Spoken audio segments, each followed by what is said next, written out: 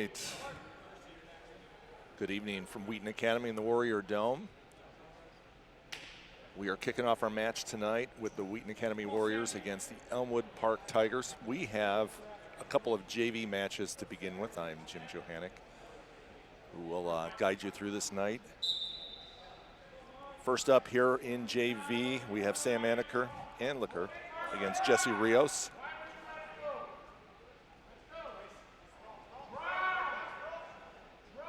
Wheaton Academy has about 26 on the roster this year, roughly the same amount of wrestlers as last year. A lot of youth, and it's always good to see the JV squad come out. In many cases, these are the first matches of the season, especially this time of the year in late November. There we see Sam with a very good double leg takedown. Often on the JV level, you will get your first-year wrestlers in smaller programs in 1A wrestling. You will ultimately have very few wrestlers who will continue on in the JV as they reach their junior and senior years. The varsity, there's too much of a draw on varsity, so it's always good to see this progress of these wrestlers continue. Sam nearly had his guy pinned. And it just speaks to the youth that takes place in the learning curve that takes place in wrestling, and just understanding good fundamentals and good skills. But he's doing a really good job taking his opponent to the back. One of the good signs of a good wrestler, a good, well-coached wrestler, is one who drives that half deep, gets off perpendicular, and looks like he's got himself a pin. Great way to start for the JV program. Nice job, Sam.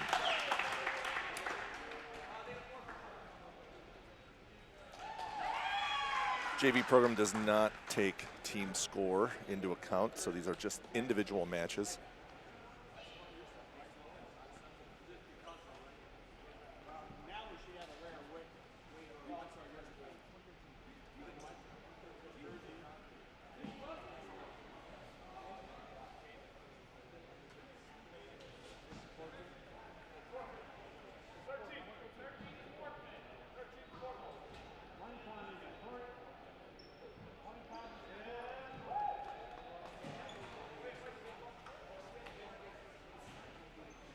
All right, now we're in the varsity program here. We are at 120 with Jonathan Vanderbilt.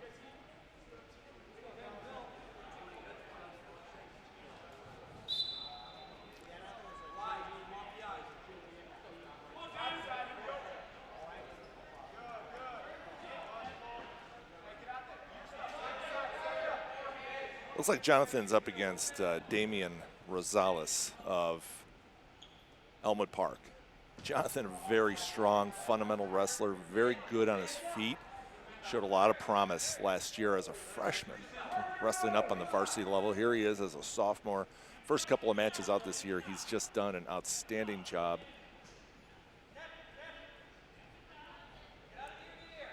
I can't emphasize how difficult it is to be able to come out as a freshman and then now as a sophomore wrestle up at a varsity level. Very often these guys are, well, they're juniors and seniors that he's going up against. And Rosales is definitely one of those. I believe he's a junior. Rosales has a deep single, trying to pull it up and convert it into a takedown. Jonathan holding on, not yielding. If he lets go of the leg, if Jonathan lets go of the leg, that will convert into a 2 points for Rosales. Right now, he's holding on now. There you go. 2 points awarded.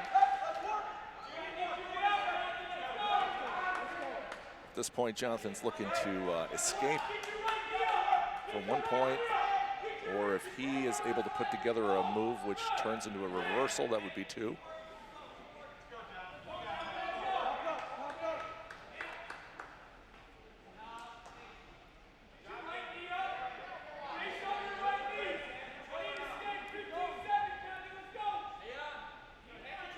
A lot of strategy in wrestling, and one of the things that wrestlers constantly have to do is they have to think about wrestling not just a period but all three, and it's very strategic. They're always looking to show the referees that they're actively working towards advancement of the moves. Otherwise, they get called for stalling, and those points can work against them late in the third period.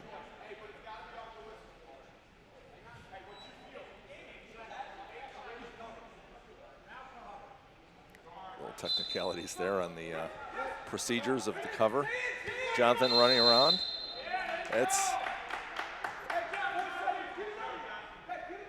So Jonathan was awarded a point there on a technical foul.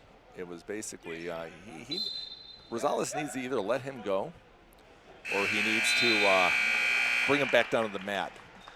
Running around the mat and holding onto him is a form of a stall, and that afforded Jonathan a point. It's like Rosales is going to take the down position. Very often wrestlers, if they are given the choice in the second period or the third period, they choose down, try to get that easy 1-point escape.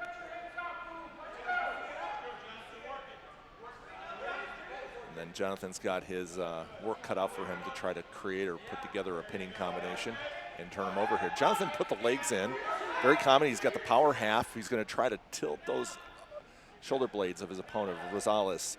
45 degrees, he gets some back points. Not quite successful yet. Still has the leg in there. Once a wrestler puts the legs in, he's under a little bit of a time constraint. He's got to show and prove to the referees that that it's not a stall technique or a stall tactic, that he's actually trying to work hard on pulling his opponent to the back, and here he is. He's got it. He's got it. Once the referee counts 2 points or 2 swipes of the hand, that gives Jonathan some back points. I believe he's got all 5 seconds of back points, so it would give him 3 once he releases him. I think he's going to work for the pin in this if he can. All right, stoppage of play. I think we got some potentially dangerous. That's actually a penalty for an illegal hold.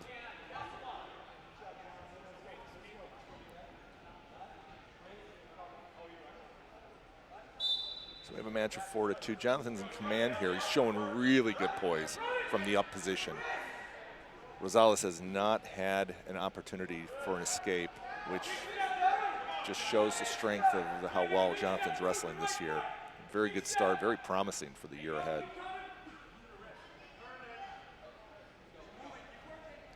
Got a bar arm in there, kind of he winged the arm and he's running across the head. He's got him into another pinning combination. And he's got his pin. That's 16 points for the Warriors. Great job for Jonathan Vanderbilt.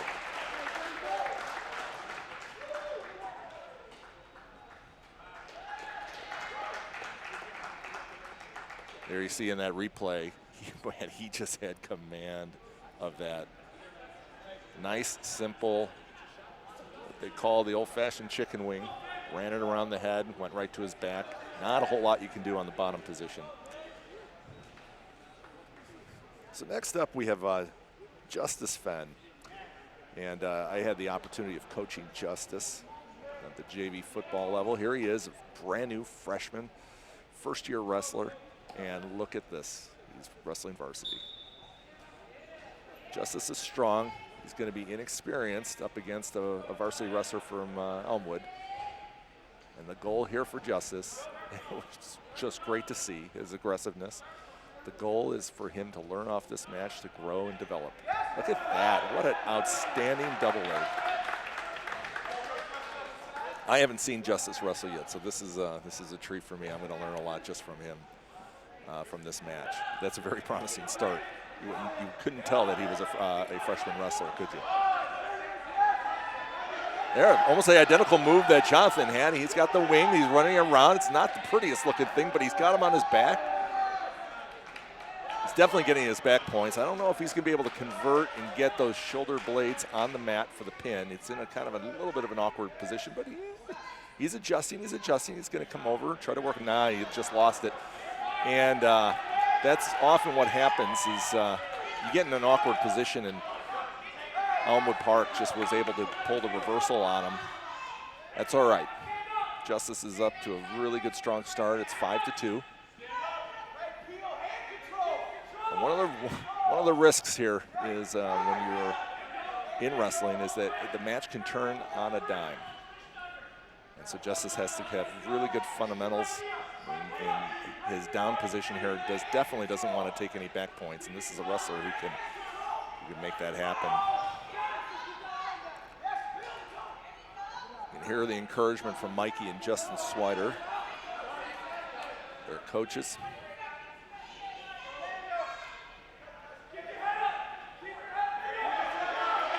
Nice escape for Justice. Now, based upon the way he shot that double, boy, this is the position he wants to be in. Much better being in the neutral position than in down.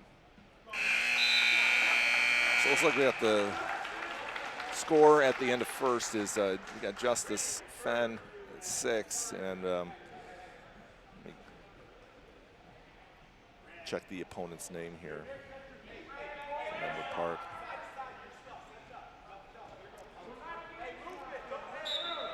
It's like we have Nick Akers from Elmwood Park. Elmwood Park is a team, came off of some very strong senior leadership from last year, several who had made state as seniors, and they just have not replaced that talent at the younger levels. And so they're it's a down year for Elmwood. They've got a couple of really good wrestlers, but nothing like they were in years past. Nice shot, nice double leg. Oh, he looks like he lost it. Now it's a spin match to try to get around, and Justice looks like he gave up 2 points on that. Yeah, this is what you're worried about right here is Justice has got to work on getting up, building up, getting that escape. Otherwise, he's going to find himself on his back. Again, he's wrestling incredibly well for a freshman.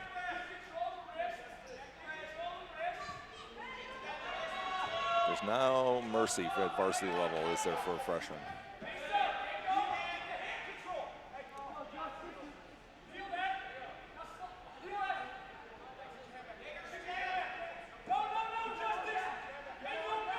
He's got some really good intuition, but he just got on his back. He's got to fight that off now for 41 seconds. Oh, and that's just it. Here you had a situation where Justice had command of the match. He was up at his pinnacle. He was up 5-2. And then in just one turn of events, Akers was able to leverage a move, put him on his back, and just like that, the match is over.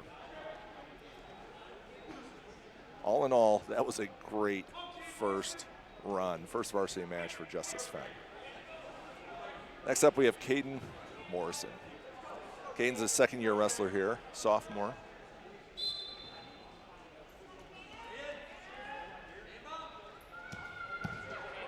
Caden's a fighter. You see him continue to develop. Nice long arms, legs. And once he figures out how to use those with respect to cradles and such, he'll develop. Nice defensive move right there to leverage it to a takedown. It's doing really good.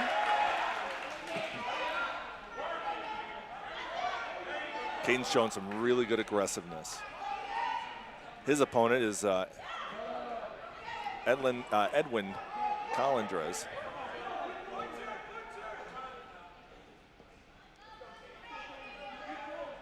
Currently for Elmwood Park, there are no wrestlers right now ranked at the state level. Wheaton Academy has one in Derek Johannick, but we are also a young team, a developing team. Wheaton Academy is 2-3 on the year as a team with wins over Dupec and over Walter Christian, which was just here last night in the Warrior Dome.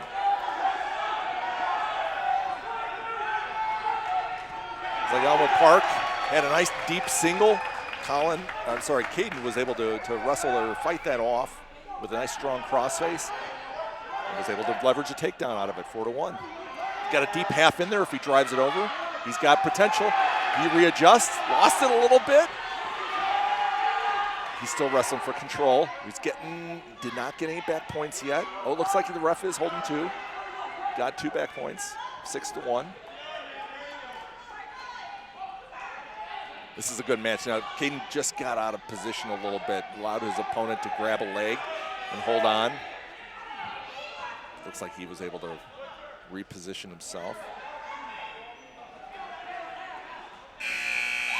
At the end of first, we have Caden Morrison 6, Elmwood Park, and Edwin Colindres with 1. It's like the flip of the choice went to Elmwood Park. Elmwood Park is going to choose the down position, trying to get 1 point out of this.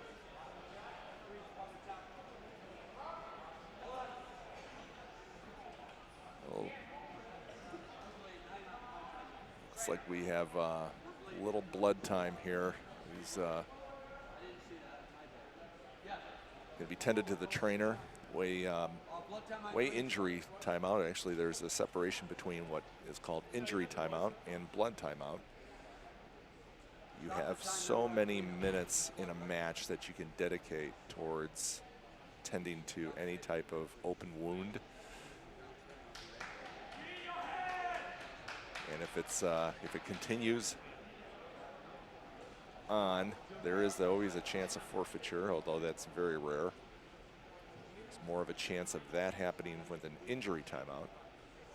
Wrestlers usually have 2 minutes of injury timeout they can take. Blood timeout's a little bit more generous, just to make sure that the trainers do a good job. There you see, always important during an injury timeout is the opportunity to get coached up, and there's Mikey Slider taking care of business with Caden.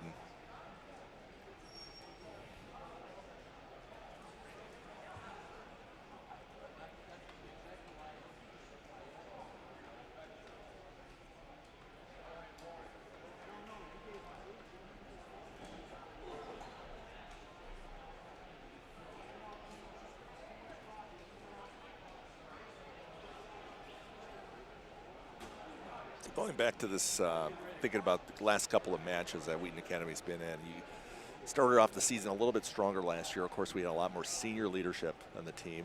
We lost Graham Wall, we lost Sean Blum, lost Connor Scanlon, just to name a few.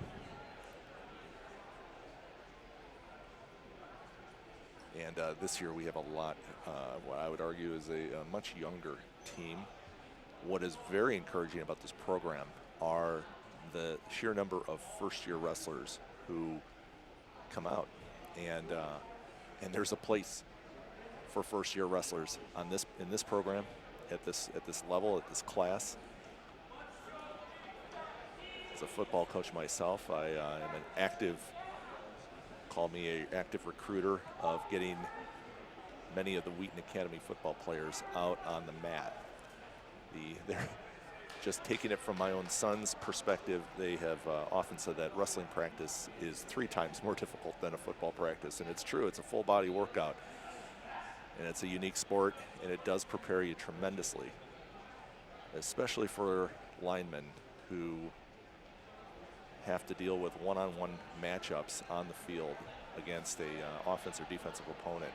Wrestling gives them just tremendous ability to control their bodies, and even from a cardiovascular standpoint, just an outstanding job in developing an athlete for the next year. So very natural transition to go from football to wrestling for those who aren't in that other sport called basketball.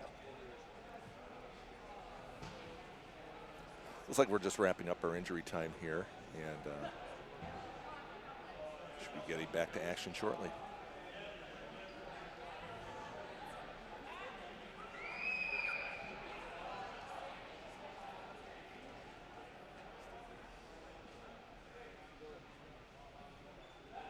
Safety is always a concern, and cannot, according to the IHSA and international rules, cannot have any blood evident anywhere on a wrestler before heading back out onto the match, for obvious reasons.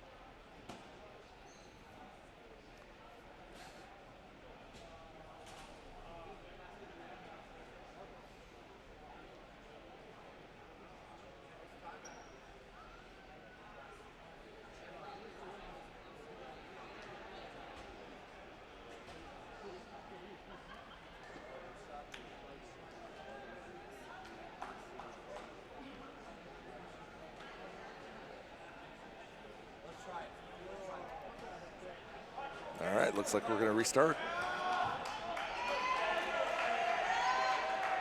So right now it's the second period. I believe Elmwood Park, where we left off, was choosing the down position. Caden is going to have to we have one more quick cleanup job here. Hats off to Rochelle, the trainer, as well as the coaches having to tend to this.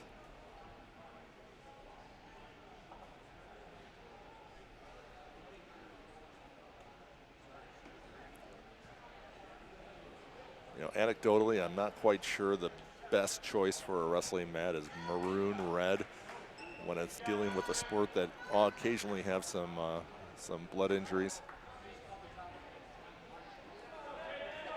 But here we are starting off the match. Now Caden's gonna have to show, again, good breakdown skills, good command from the top position. And a little sloppy on that return to the mat, let his opponent go. It's 6-2. See how Caden responds.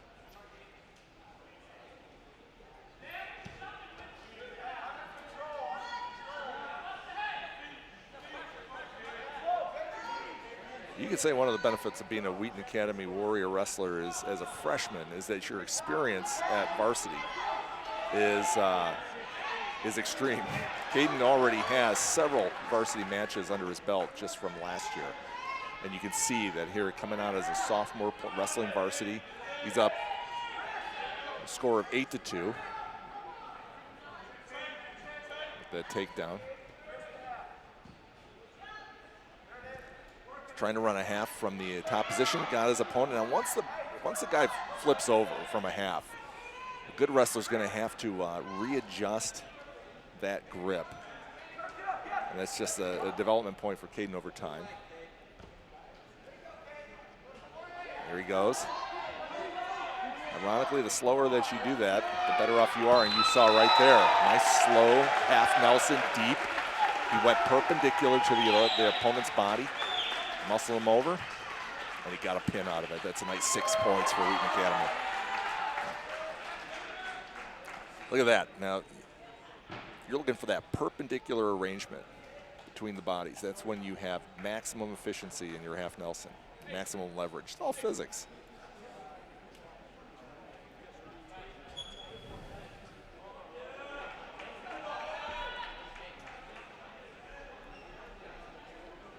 All right, we have a forfeit at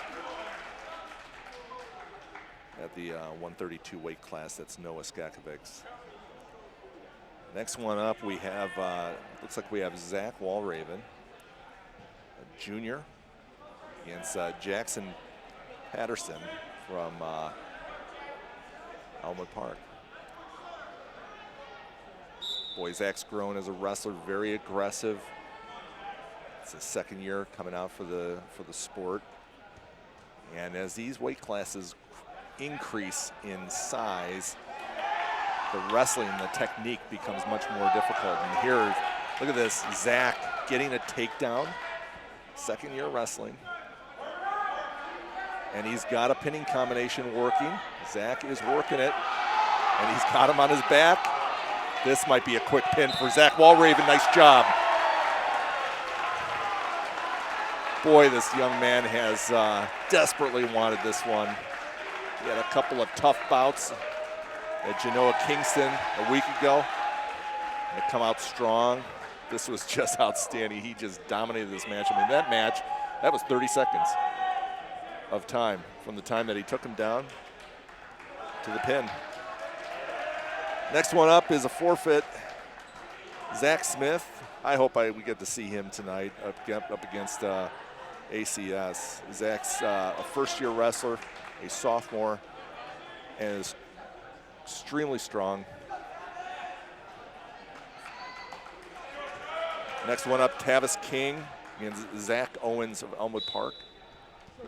Tavis is one of your more experienced wrestlers, a sophomore, very much in the same situation as Caden was, second-year wrestler. Tavis just has a lot of good instincts. He's up against a tough opponent here with Elmwood Park, where you're showing, look at that, he's fighting it off. Got a crossface in there, got his leg back. He's gonna try to throw him, and he just got taken back. But he followed through with it. It's a little bit of a rolling match. I don't know if it's going to end really well for Tavis. It looks like he did it. I just didn't see the position really well there. He got a 2 for a takedown, and he's got back points now. Nice and slow. He's got to watch the roll. He's a little bit high. So good to see this. Oh, look at that. That's a pin for Tavis King. You can tell he's elated. Elated as Tavis King gets. This is the only points that we've given up so far has been to a forfeit. So far, we're showing some tremendous poise here as a team. Looks like we're going to secure, I don't know if they have enough points to overcome this deficit. It's a team score of 42-6. It's like Wheaton Academy is going to win their 3rd match of the year. Next one, Hunter. Now, Hunter Kazmierzak is a very accomplished youth wrestler, freshman, but don't let that surprise you, because Hunter's got a tremendous amount of experience at the IKWF, the Illinois Kids Wrestling Foundation level. Hunter won his first varsity match at Genoa Kingston a week ago. He had a really tough opponent with Lyle yesterday. I believe it was a state qualifier and lost in that one, but coming out really strong here.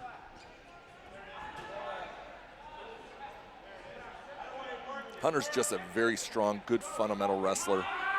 He's a little out of position here, though, just right when I say that. But he's got a leg in, and he's trying to work him into his back. He looks like he's readjusted, and that's just the strength of a wrestler that knows what he's doing. Can feel the position, feel where he is on the mat, can feel where he is in relation to his opponent, and readjust as necessary. The opportunity of coaching Hunter and JV football this year was the first year that he ever played football. And you can tell that his I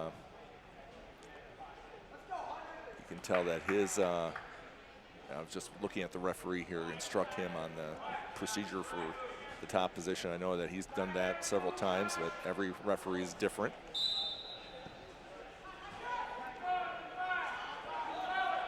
Say that Hunter's, what I was saying is Hunter's love language is wrestling. This is clearly where he shines. He's going to be a good ball player too, but when you've wrestled for as long as Hunter has at the youth level, this is just where things come much more naturally. So what Hunter has right here, he's got what are called putting the legs in, and it's a position where you can get out of sorts. He's a little bit high on this. I haven't seen Hunter wrestle a ton from that position, but he put the legs in, was able to get the half, and now he's going to turn him over. Looks like the referee called it on a potentially dangerous move. When that arm goes back and it really puts pressure on the shoulder comes out of sorts, then they usually call it before anything happens. So all that means for Hunter is he's got to do it all over again. Oh, look at this. He's going to get cautioned again. You get 2 cautions before you actually are assessed a point. So that's the last caution that he can give up before a penalty point is assessed. There's the 3rd one.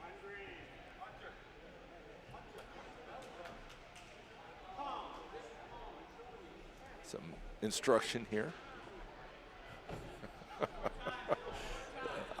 Honestly, I haven't seen too many times where a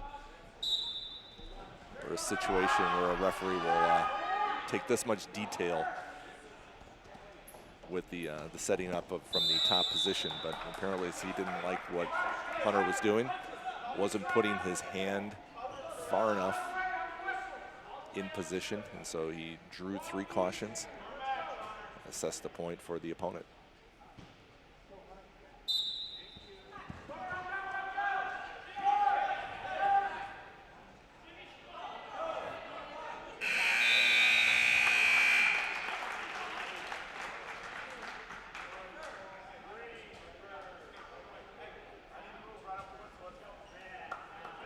It's like Hunter won the toss on and is choosing the down position. He's going to try to work his 1 point advantage on the escape, see how he does. First good initial move, good stand up, working out, and see if he gets that escape. He does. Oh, nice headlock. Caught him out of position. Was able to deliver a headlock. Squeezing the head up. He got some back points out of it. He got 2 on a takedown. And it looks like he's got 3 back points waiting for him. Once he releases the move, he'll get those points, which are just delivered right now. The referee just awarded 3 back points. Hunter's got to work on a different pinning combination, which he does, on a simple bar arm across. Let's see if he's going to get this pin here. You know, it's just we're looking at a freshman wrestler. This is very promising. Looks like he got another 3 points of back. Score's 11-1. If you win your match by more than 8 points, that's 4 team points. If you win your match by more than 15 points, it's a technical fall. That's 5 points for the team. If you win by pin, that's 16 points. Looks like we have a potentially dangerous move. Again, working the shoulder. Favorite move for Hunter.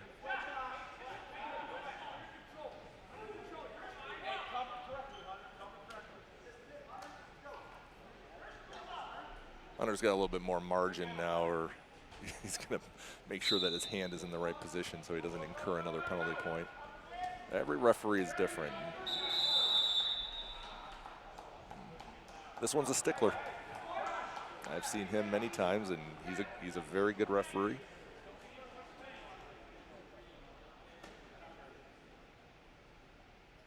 Yeah, here he goes.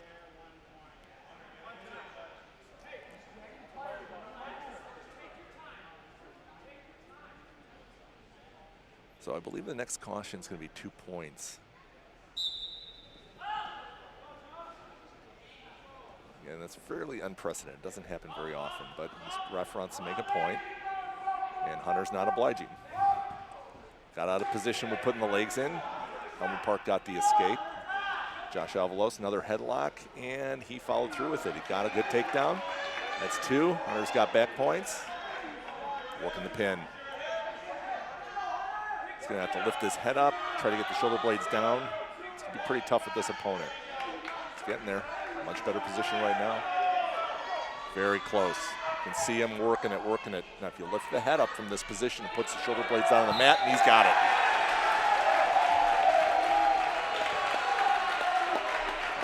it. And he did it with 1 second left in the second period. That's a tough one when you're the opponent, getting pinned with 1 second left. Look at that. Hunter just finished it off. All you need to do is have those shoulder blades touch the mat for 1 second.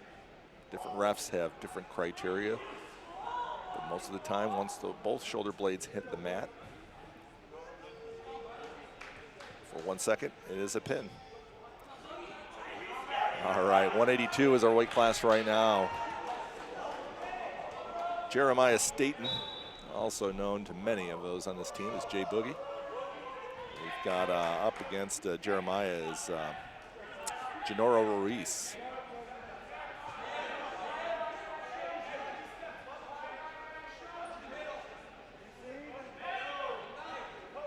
Jeremiah's new to wrestling when he was a freshman. He's a junior now, a lot more experienced, strong as an ox. Nice move, initial move. He's just got to finish up on it. He's not bad. Now, you know, if you look at Jeremiah in the past, he would have given up on that just out of the youthfulness and just not having the experience, but he fought it.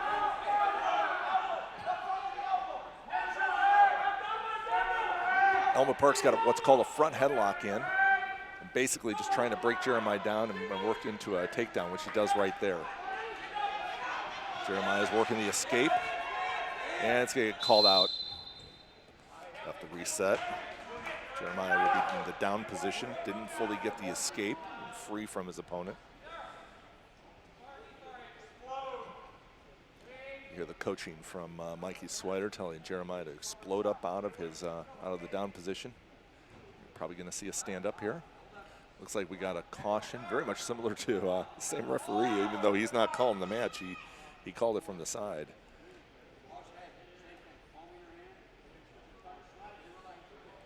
Some early season instructions going on here.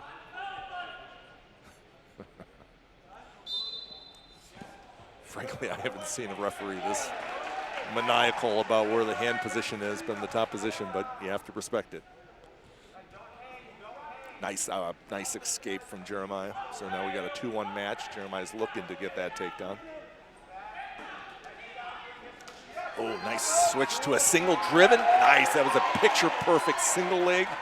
Did it at exactly the right time. Got to be a little careful about being in that top position too far up. Trying to work the bar arm.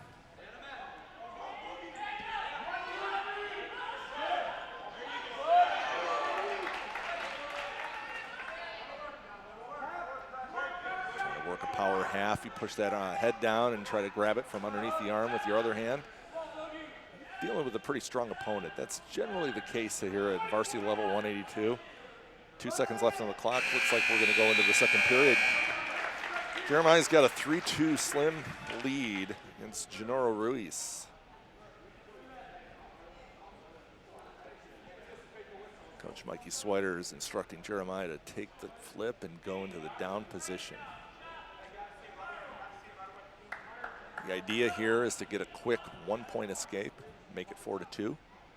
The risk, well, your top opponent is really good in the top position, and you can flip you on your back, get back points, possible pin.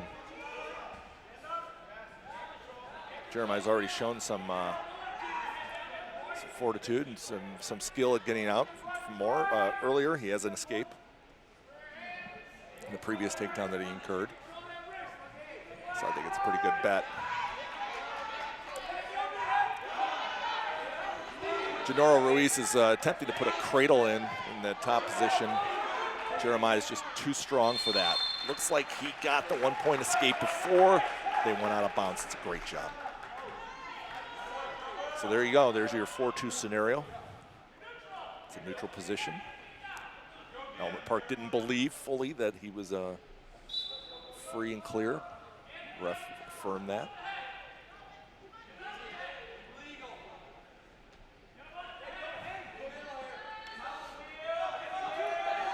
Kind of a slow shot there. Problem at the 182 and above level is when you get stuck in a bad shot, all the weight of the opponent gets put on you. I don't care how strong you are. It's tough. It's tough to overcome that. Jeremiah just got same takedown.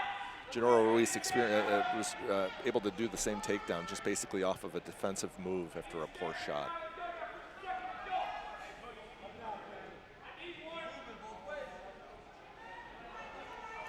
Wrestling's a game of strategy. If Jeremiah is able to get an escape, it'd be 5-4. You got 38 seconds left. That's absolutely what he needs to do, because the problem is that if he goes into the third period, Gennaro Ruiz is going to go into the down position himself and try to work the escape, and then he'll be up 5-4. So this is a very important escape to get. Oh, not quite there. Got 10 seconds or 18 seconds to try to get out of this. This is a very important escape, and you can see the coaching from Mikey and Justin. And it looks like we got some blood.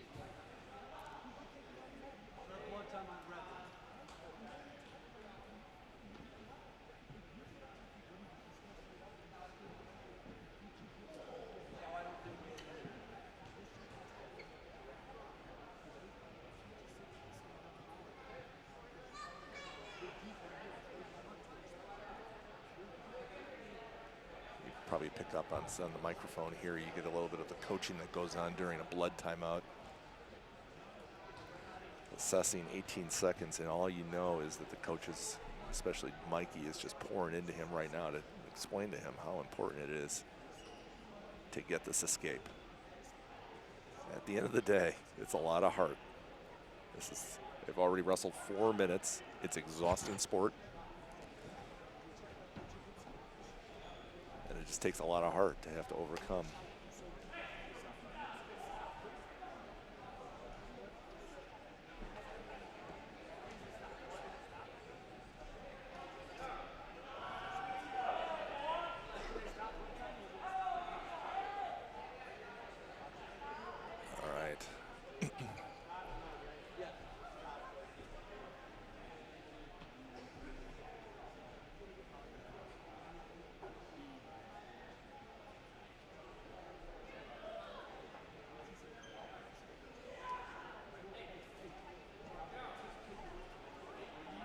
Looks like Jeremiah sustained a cut on his lip.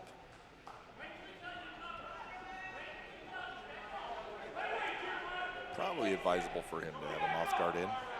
Problem is Jeremiah smiles so much. Oh, look at this. Nice, strong stancing in. Come on. Come on. Oh, this is in Elmwood Park knows that this is a critical moment. And he is fighting. He's fighting to get that. Oh, and he's got a free move right here. And he is out of bounds, but he does have 1 point with the escape and 1 point for locked hands. Locked hands is a penalty that if an opponent who is on top locks their hands without having an arm included in the lock, that is a technical foul. That just changed the whole dynamic of this match. It was 4-4. Jeremiah got a penalty for the locked hands of his opponent. He got a 1 point for an escape. This changed the whole match. Because now even if Elmwood Park gets the escape, Jeremiah is still up 6-4. The only thing that he's going to have to make sure that is he doesn't get taken down or he doesn't have a poor shot like he experienced earlier. Okay, still working it. Getting some extra coaching. They're just out of bounds right now, so they're going to reset. Jeremiah just burned off about 20 seconds off the clock into the third period. This is going to be a hard-fought match. This is close.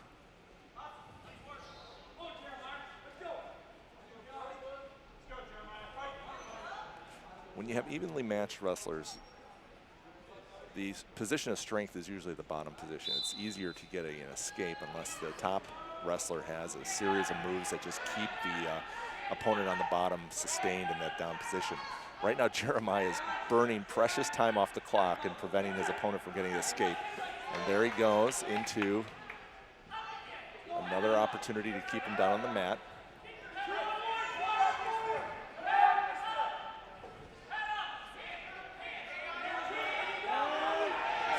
To fighting it again, getting very loose with that reverse takedown, but now he's got a half in, and he's got him on his back. This is a significant turn of events for this match. If anything, he's just gotten 2 points more of margin. He released it, and now he's got even more back points. This is a dream scenario. What an outstanding, outstanding match, especially third period. And he pulled off the pin on it well. You could tell that the entire team is ecstatic for Jeremiah Staten.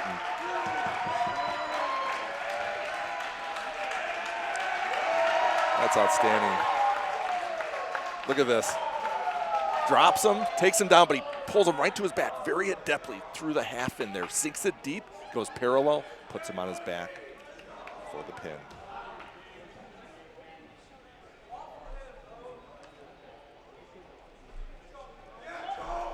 Yeah, it's fair to say that this has been a dominating performance from the Warriors. Next up here is Noah Jones. Noah is a second-year wrestler. He's a senior. He was our wide receiver at the varsity level. Voted most valuable player of the Warrior football team. Outstanding 4 years. He is a relatively new wrestler, but he is very strong. And you never quite know what's going to happen when Noah gets out of the mat. What he lacks in expertise and skill and knowledge of the sport, he makes up for heart, strength, and just sheer passion. And he's way out of position on this. And he's trying to bail on it, and he does. 2 points for Elmwood Park. Looks like we have Giovanni Vega as his opponent. Gio got an escape, 2-1. Times I've watched Noah wrestle, he's when he sets up his double legs, he's really good because he's strong in that position. I guarantee you he's stronger than his opponent. It just comes down to the skill. And what we're going to see after this match, after this series with Elmwood Park, is we're going to go up against the defending state champions in Aurora Christian. It's going to be a dramatic difference in the style of wrestling. We're 54-6 right now. I'm not going to speculate, but it's going to be a very tough challenge for Wheaton Academy. It's like Vega was able to just work out a defensive move there and bring Noah down. 33 seconds left in the first period.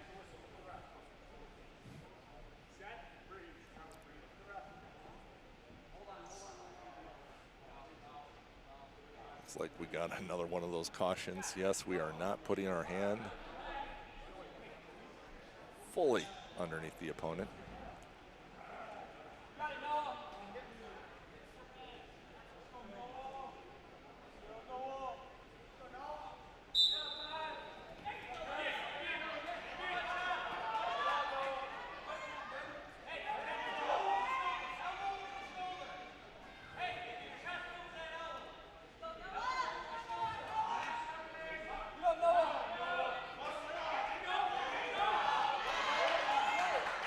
Gets the escape, 4-2. Noah's got to go on the offense here, and he's trying to. Oh, he got onto his knees when he did that move again. Just got out of position and was able to. Gio Vega was able to take him down. He's got 2 for a takedown, and they're awarding 2 points for the back points as well. That is the end of the first period. Gio Vega, 8. Noah Jones, 2. Just see that strength that Noah has coming up out of the bottom position. There's not a whole lot that he can do once he's there.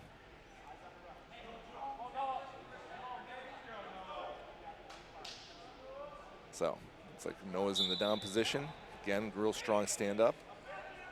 He'll get out. Just got to make sure he doesn't get out of position. Sometimes Noah tries to hold on too far, too long, and the opponent is able to climb up the ladder and get some back points out of that. Fortunately, it didn't happen right there. So tough to keep him down.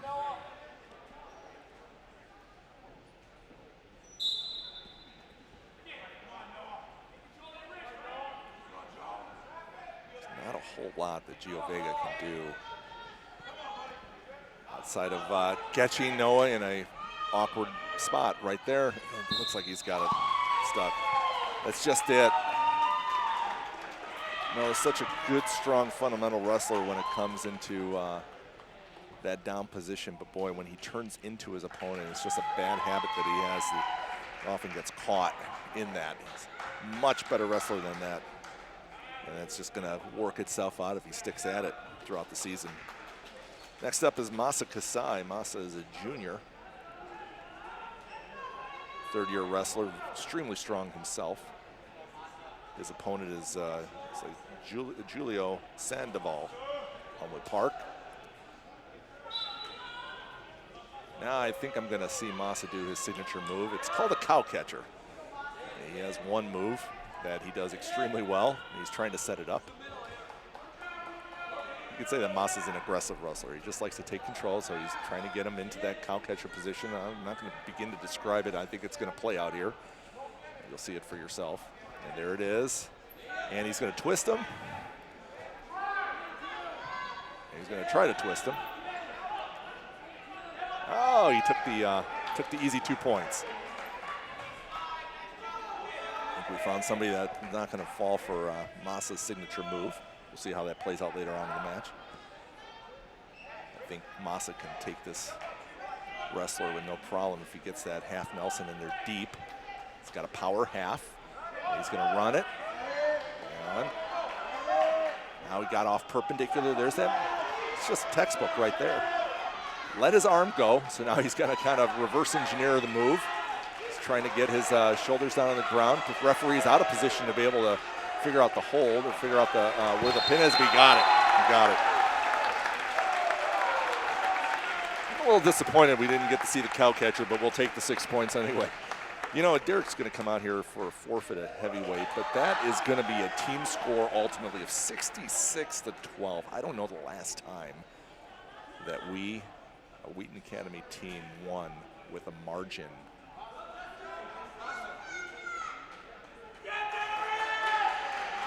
That. It's like we're getting schooled on the brace that he has. This referee is a stickler. So there we go. So the final team score, Wheaton Academy 66, Elmwood Park 12. And we're now going to go into some JV matches here.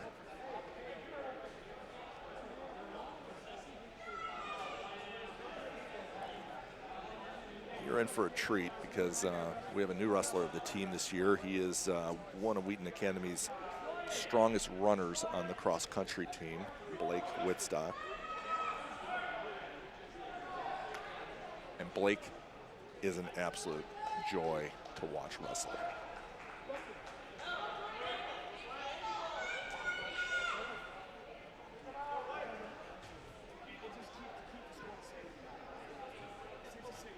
So none of these matches from this point forward are going to count towards the team score. It looks like Blake Whitstock is going up against his JV opponent from Elmwood Park, Jordan Burgos.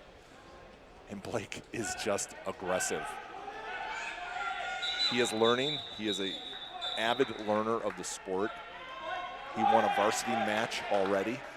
He's won a JV match. He's lost a few. But it hasn't been without what they would call akin to football, the 3 yards of the cloud of dust. He is just aggressive to the core. You can see he gets out of position a little bit. He's up against a more experienced wrestler. You can tell that this kid is Jordan Burgos. He knows what he's doing. I don't know how it's going to work out for Blake, but all I know it's going to be a fight. There he goes. Got him. This could be short order. That's it, just like that.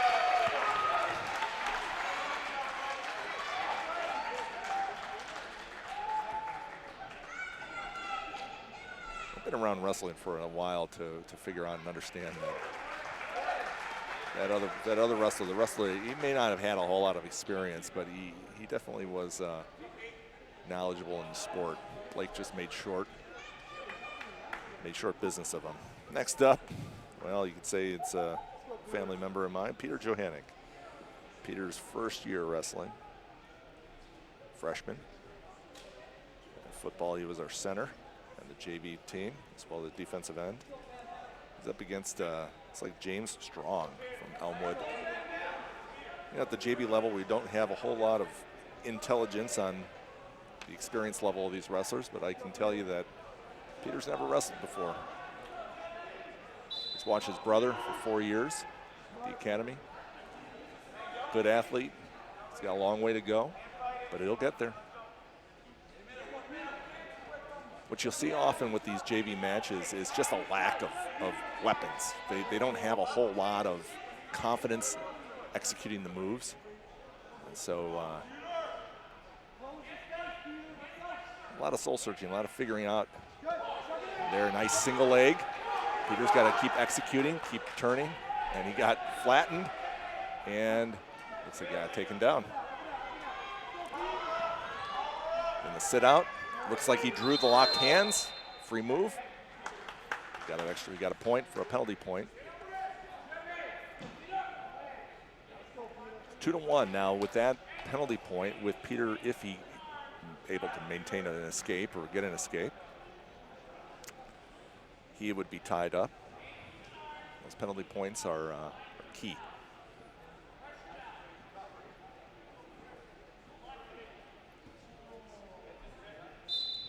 Good first move. Trying to drop the hips, push the hands out. He gets the escape. 2-2.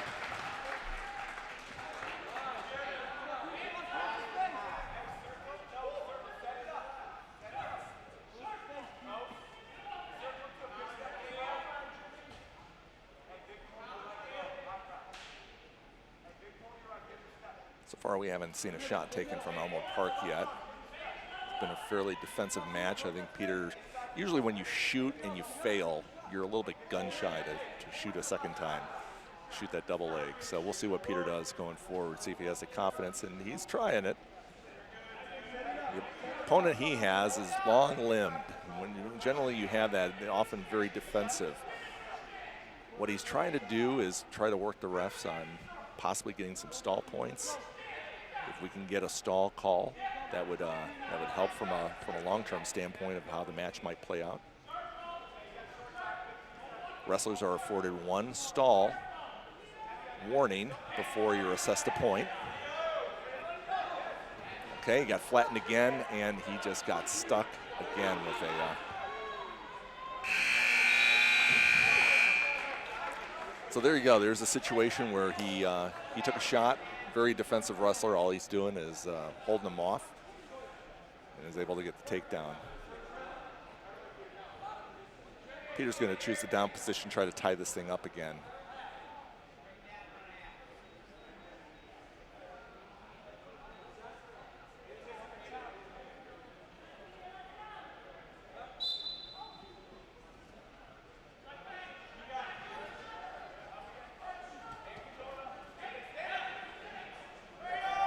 Watch the cradle. Long-limbed wrestlers can often do the cradle. Nice escape. 4-4.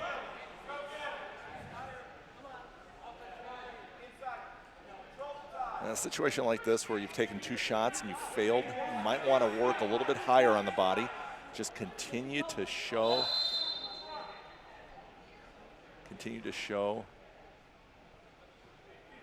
that you're actively working it. Coaches are coaching Peter on possibly doing a shuck.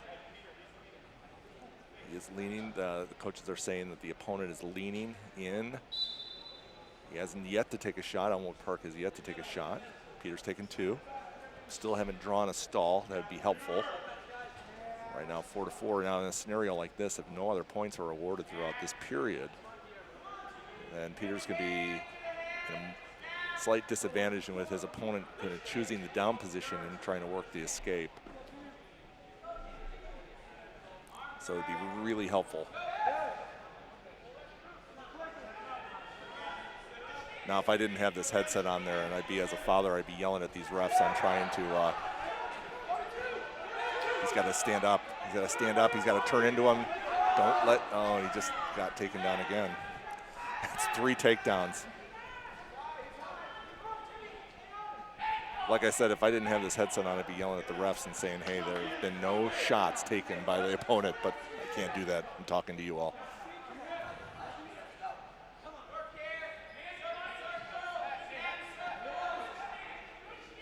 Actually, this is a really good match. Oh, okay, he's no takedown yet. No takedown.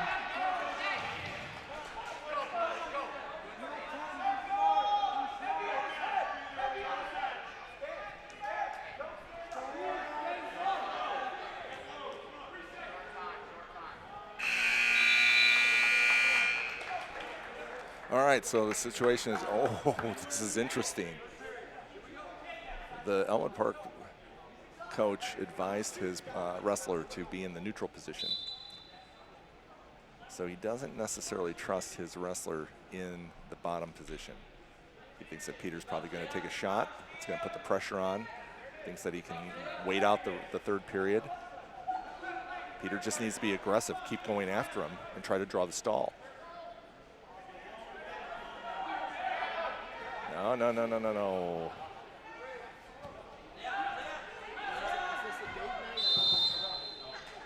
Tell he's getting frustrated.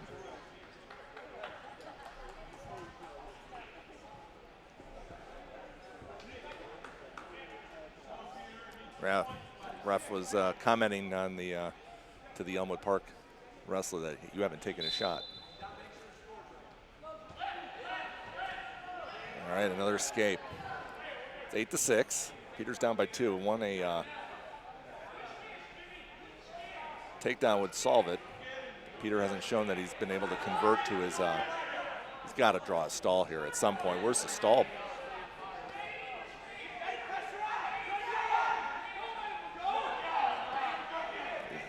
Yep, now there's a stall point. Unfortunately, it's a minute left. I don't think he's going to be able to draw. Oh, just got taken down too. You can tell Peter's way too high. these are freshman mistakes. Showing good fundamentals, good skills. He's got to look away from the half, try to peel it. And he's just going to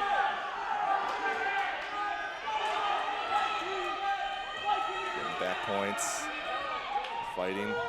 He's able to fight it off.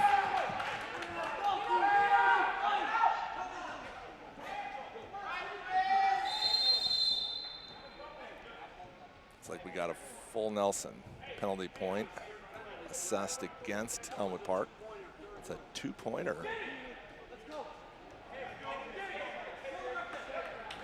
So we got a situation here when you're down by 3 in the 3rd period. We're going to be in the neutral position. 1 point awarded to Peter. He's got to get a takedown to keep this thing alive.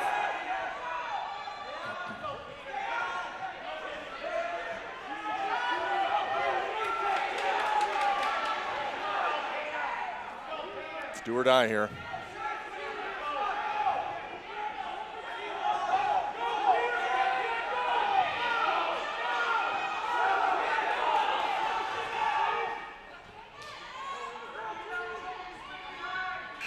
Nice shot. Came up short. No points awarded. I think the final was 12-10. And there it goes. They just updated the score. It was a hard-fought match. He's looking for his first win. He wrestled to a tough 6 minutes yesterday and came up short 4-2. Here he wrestled another 6 minutes, came up short 12-10. He's looking for his first match, first win of the year. He'll get there. All right, another JV match.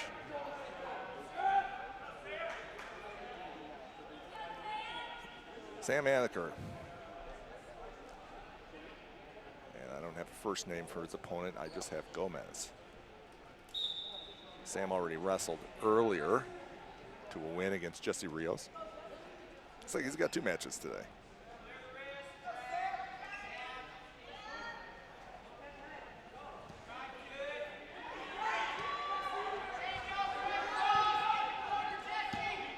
Gomez has it nice and deep. Sam turned it around. He's going to try to cow catcher on him. A little bit out of position. He's going to switch back, try to get around him. Gomez not giving up. We just got a battle of wills here. Looks like Gomez got the best of him, got the takedown.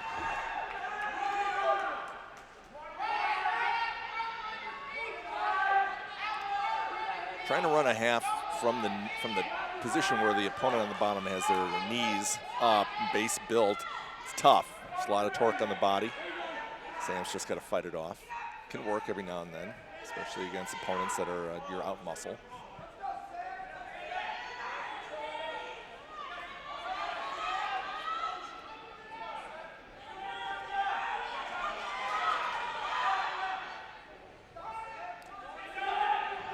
He's trying to peel the hand off the neck.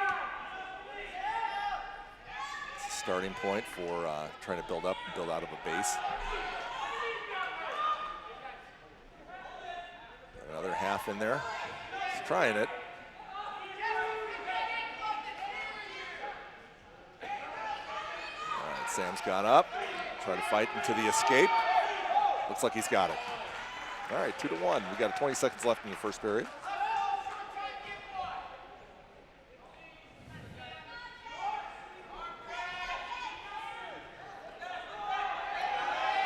Got deep on the single. Gomez is tough wrestler here for the JV level. This is, oh, he did not get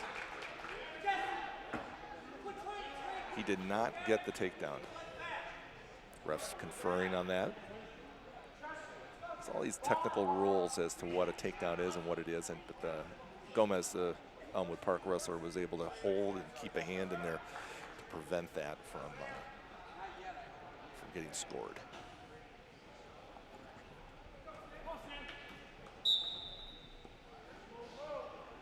Elmwood Park chose the down position, 2-1, trying to get that 1 point separation. Looks like Sam's got a nice deep half in there. He's a little bit out of position. Looks like the referee is counting back points. I believe he's been awarded 2 so far. Can't see from this angle. Looks like he's got 3. Trying to readjust.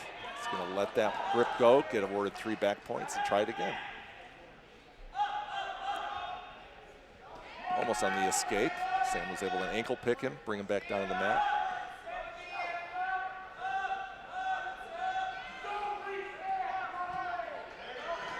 You hear the coaching from Elmwood Park, advising their wrestler not to reach back. That's the cardinal sin of wrestling, is to reach back. Invites the half Nelson. Looks like Sam got a nice deep half in there again.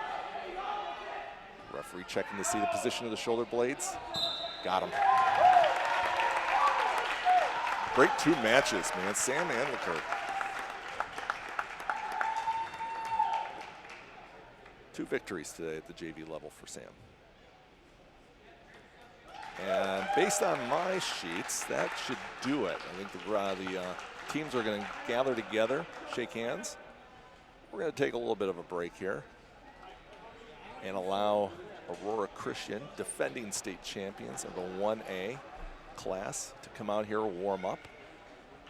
I'm going to guess it's going to be a little bit of a different outcome, but we'll see how our Warriors handle it just after this.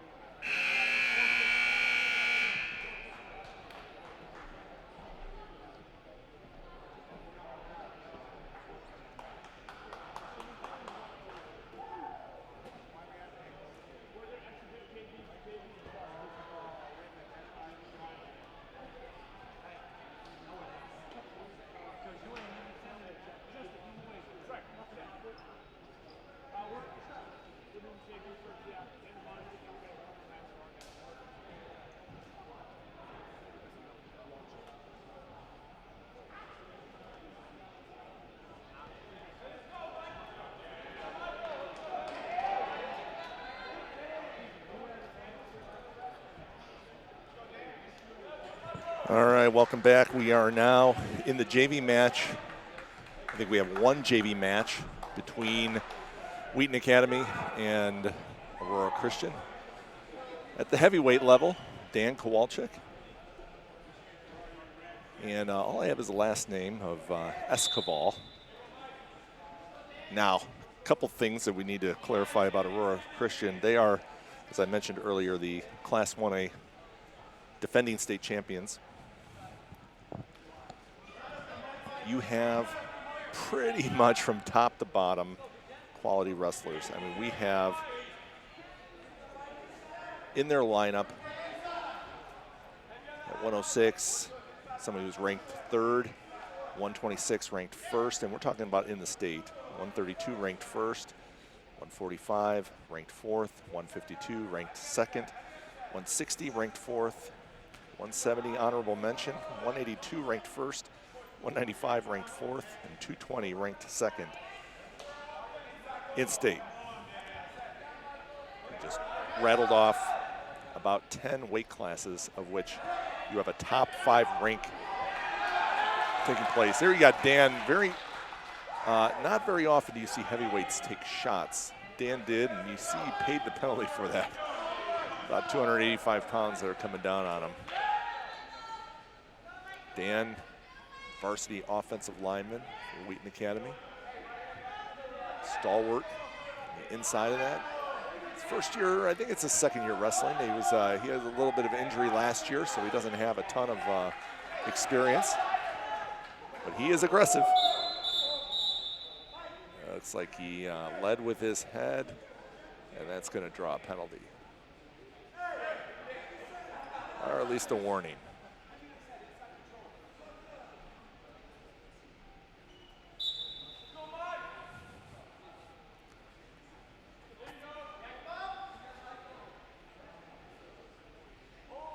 The interesting thing about the sport of wrestling is it is a dramatically different sport for obvious reasons when you are dealing with lightweights compared to heavyweights.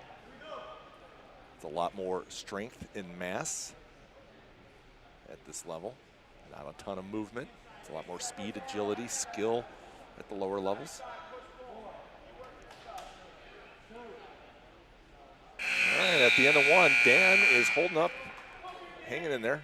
2-1, ACS. It's like Dan won the toss. He's going to choose the down position, try to get that 1 point escape as quick as possible.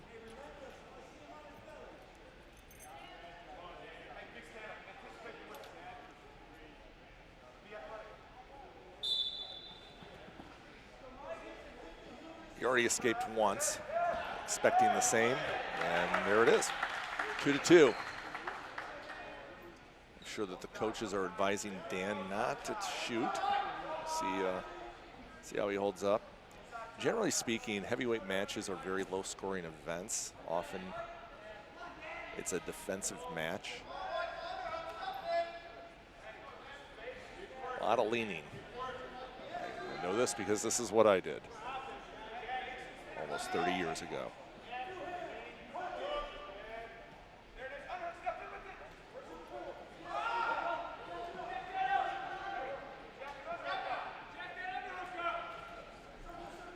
It's like Dan took another shot.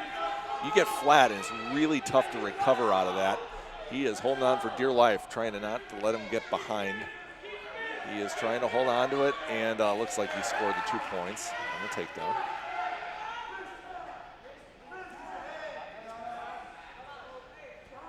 Got a power half, not gonna go.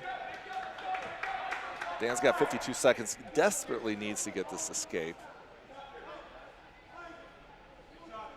Bring him within 1. Got to try to work on some form of a takedown approach.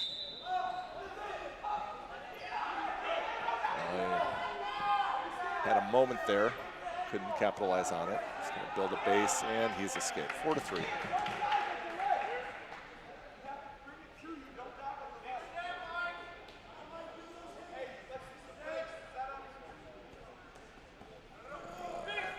Caught. He's got to spin into it. He's got to stay alive. Oh, just got caught in a cow catcher. Got put on his back. Heavyweights on the back. Hard to pull away from that. Just a lot to move around. Dan got caught in what's called a cow catcher. Definitely a elated Aurora Christian wrestler. Good solid match for Dan. You can see right here, got low, got into a front headlock, spun around. That happened all day long. Dan's just got to kind of avoid that going forward.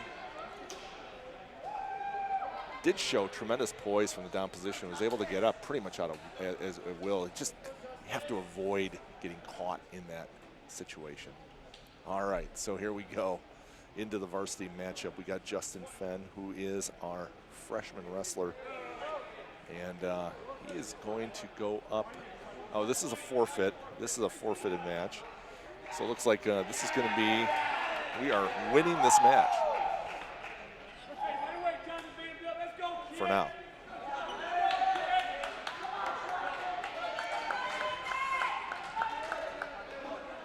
All right, Jonathan Vanderbilt. Very quick attack. We got Orozco from Aurora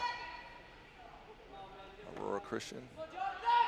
Put pretty quick work putting Jonathan on his back.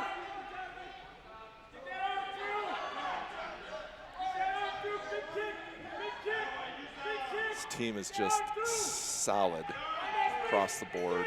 It's really not too much of a weak link anywhere.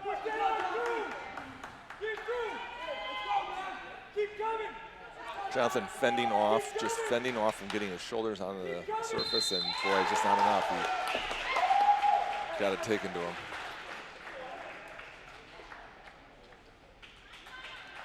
Next up, we have Caden Morrison. Had a really strong match against Elmwood Park. Now going up against Callahan from Aurora Christian.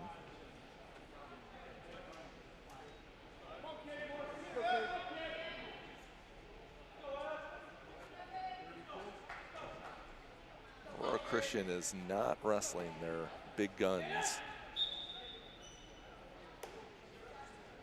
At 126, they have a two-time state champion, Cameron Johnson. One state at 106, one state at 120 in the last 2 years, 7th in the nation in freestyle. And he is sitting this one out. Instead, we have Callahan up. Just speaks to the strength of this program that even the second stringers would be solid varsity wrestlers anywhere else. And Aurora Christian, they are delegated to the bench. 2-1 Caden. I should say 2-1 ACS. Quick snap down to a single, sweep single. Didn't work out.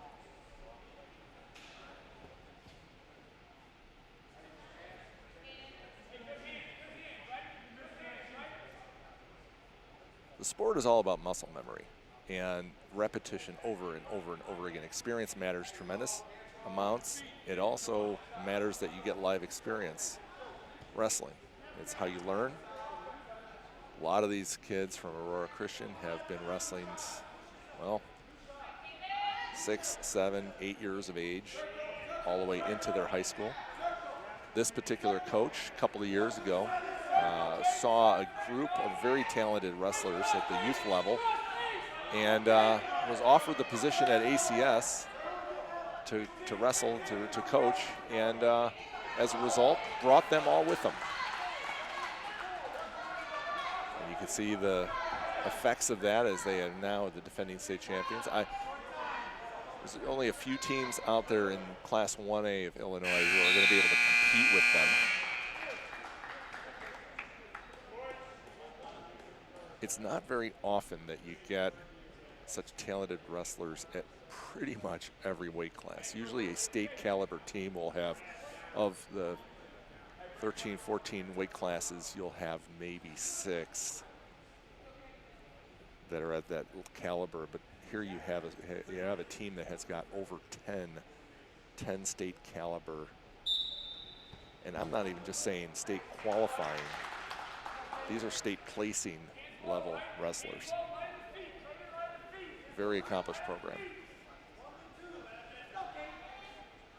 Quick escape, 5-1. Caden's down, wrestling well.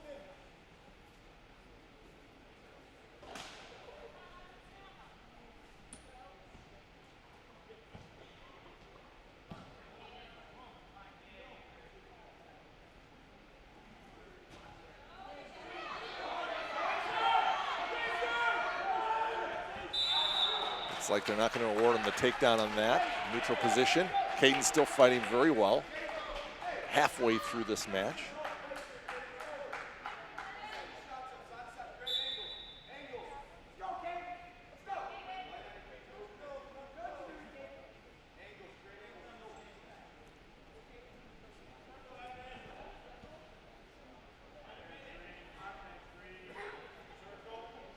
When I look at the wide angle lens and you see the environment that we're wrestling in, there's very few teams in the state of Illinois that have as nice of an environment to wrestle in. You've got spotlights down on the mat. You've got brand new state-of-the-art mats.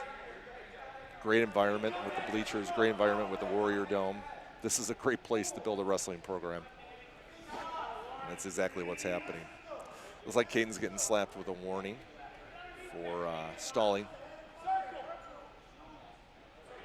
He's clearly in a defensive posture.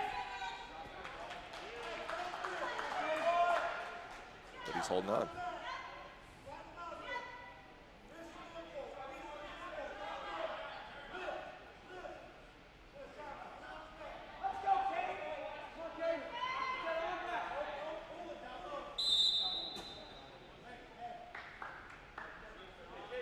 Like we've got a potentially dangerous situation, so they call that off. Reset.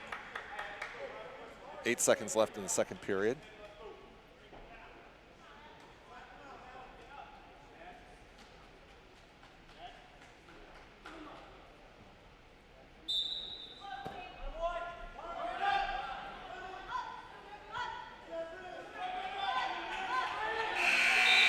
Fought strong, 2 periods. Score 7-1. Caden's showing some really good fundamental wrestling. You see, it's incredible to see the progression from freshman year with very little wrestling experience to a sophomore at the varsity level. Showing poise, maturity. I mean, he's up against this is not one of their state caliber wrestlers, but it's from a program that is very strong. Nice escape, 7-2. One thing that Caden can do in this situation is, even if the shot isn't perfect, go up against a really good, strong wrestler and see how he does and really start developing those shots, even if they're not good. There you see a little bit of tinge of it.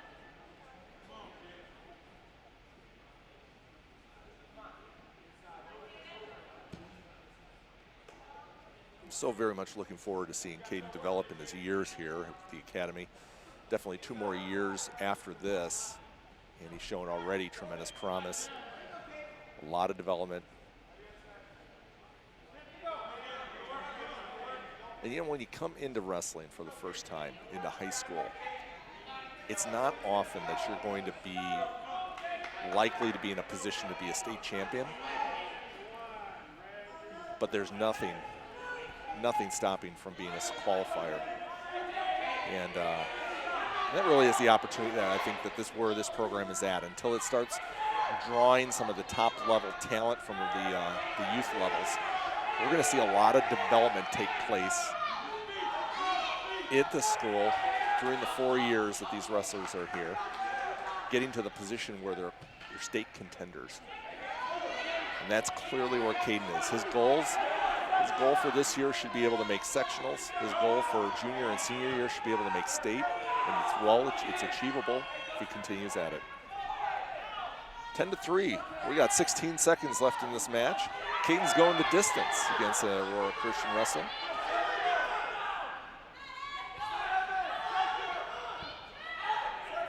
You get to see he kind of grew up in this match. This is great. Caught in a little bit of a last-minute headlock. Looks like they're going to award the takedown. No back points, and the final score, 12-3. Most importantly, Caden Morrison went 6 minutes, went the distance. Great job. So next one up is Noah Skakovics, and he is up against the defending 2018 state champion at the 126 weight class. They're wrestling at 138. 32. Take that back. I think at 132. This is Villarreal. Noah Villarreal. He's good. We got Noah against Noah. And you can just see how quick he is. It really is, just becomes an art form.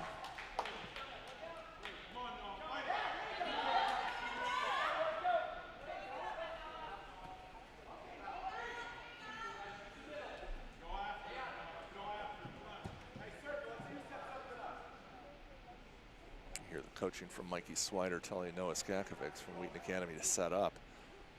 And that's exactly what you want to do. I mean, you're just not backing down from the state champion. You're trying to learn, you're trying to grow, you're trying to do things fundamental. And it may not work out, but that's okay. These are learning experiences. This is also a treat for us people who are watching this, for all of us, and just seeing what elite wrestling looks like.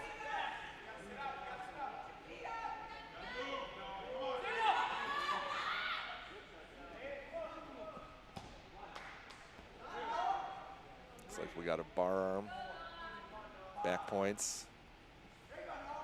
Noah Villarreal is taking care of business here.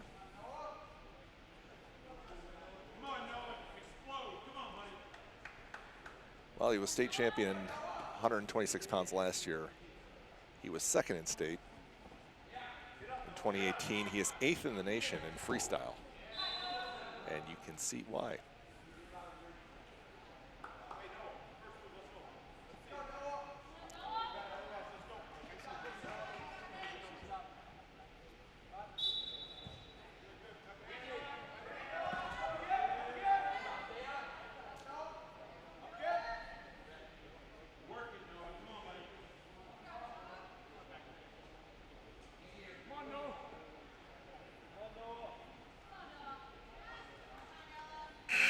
After one period, it's 9-1.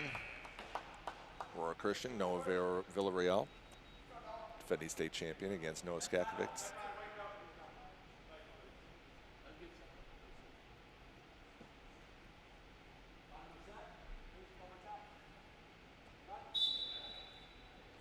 I've been around Noah now for 3 years, and I still apologize if I'm not getting his last name right.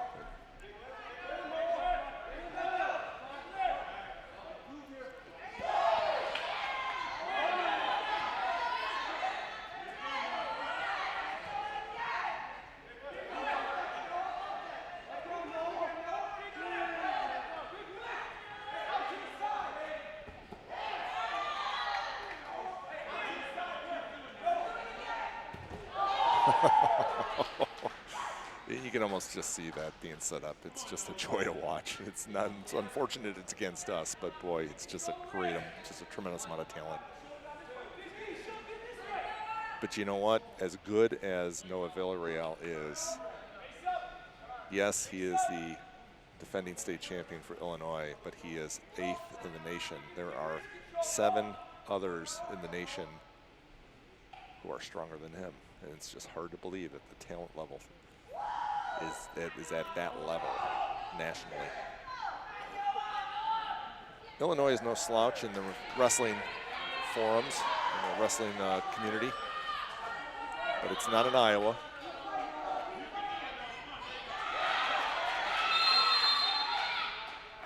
And it looks like that is a technical fall for Noah Villarreal. After 15 points of separation in the score, the match is called, and 5 team points are awarded instead of 6. But hey, that's a good match for Noah. Love watching when the opportunity to step up. and wrestle really good competition to see how we react. Just not to back down and to just continue to fight on. All right, so here we go. Next one, Zach Walraven, who won his match against Elmwood Park, up against Zeke Marshall. Took 5th in state last year, as well as in 2017. Zach, again, a second-year wrestler, doesn't have a tremendous amount of experience. He's probably not going to have the same fundamentals that Noah had in the last match. So the goal for him is to just continue to improve on his fundamentals, stay in position, learn, take good shots.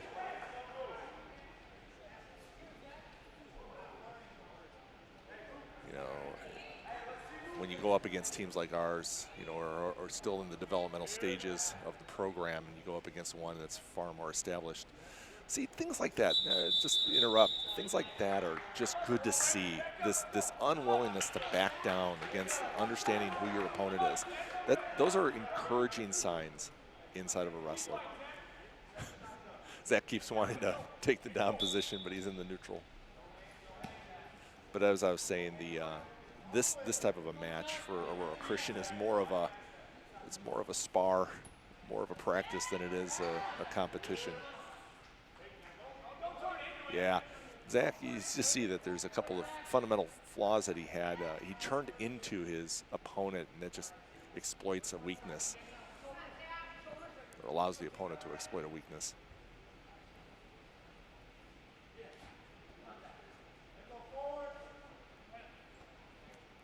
Okay, Zeke Marshall looks like he's got a leg in, and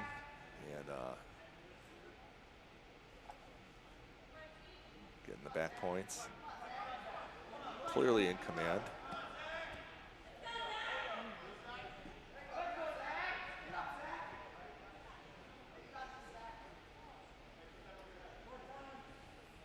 Still a first period.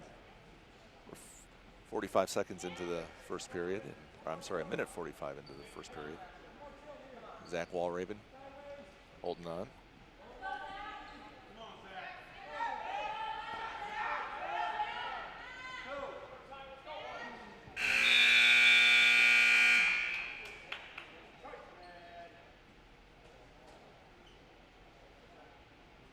Looks like Aurora Christian's going to take the down position. Zach's on top. Again, can't emphasize enough that when you're outmatched by an opponent at this level, that the goal is to learn and to continue fighting. Zach's shown that. That's all you can ask of him. You're taking somebody who's a second-year wrestler and going up against a 2-time 5th place finisher at the state level. He's got tremendous command. You can see right there, and a very quick reversal right to his back and a headlock. He's going to try to finish him off right here. Zach's not giving up.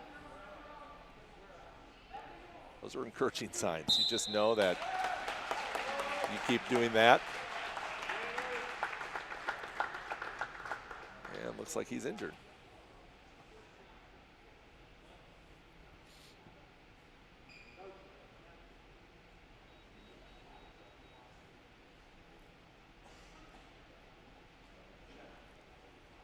Well, if it's any consolation, Zach's on 2 feet and his opponent is not at the end of this match.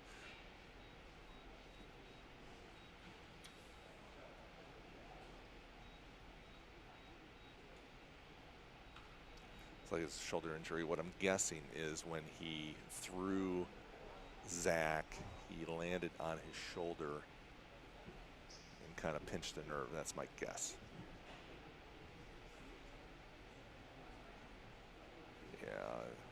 Looking at some of the referee conversation and discussion, Mikey Swider, and you can just, it's right there in that labrum. The nerves are popping out of there. And I'm not saying he injured his labrum. I'm just saying that there's a lot of nerves in that point. And so when you pinch it or put pressure on it, it's going to hurt. But he'll be all right.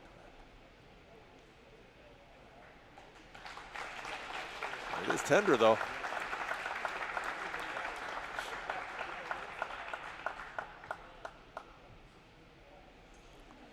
All right, looks like we have a forfeit at this next weight class.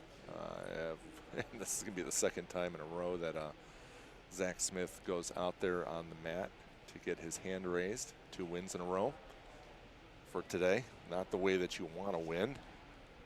Like to go out there and wrestle your way into a win, but a win is a win. And it looks like Zach's going to have to wait until the referees confer. They're getting a shot of our trainer Rochelle taking a look at Zeke Marshall.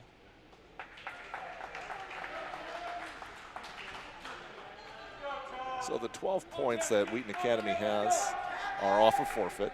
We'll take them anyway. 21-12. Next up, Tavis King against Jack Serta. Jack is a state qualifier last year, currently ranked 4th in the state. He's a sophomore. And he's strong.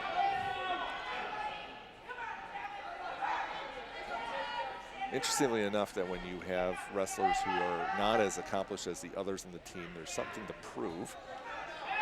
I would get the impression that that's clearly where Jack is right here. Jack Serta from Aurora Christian.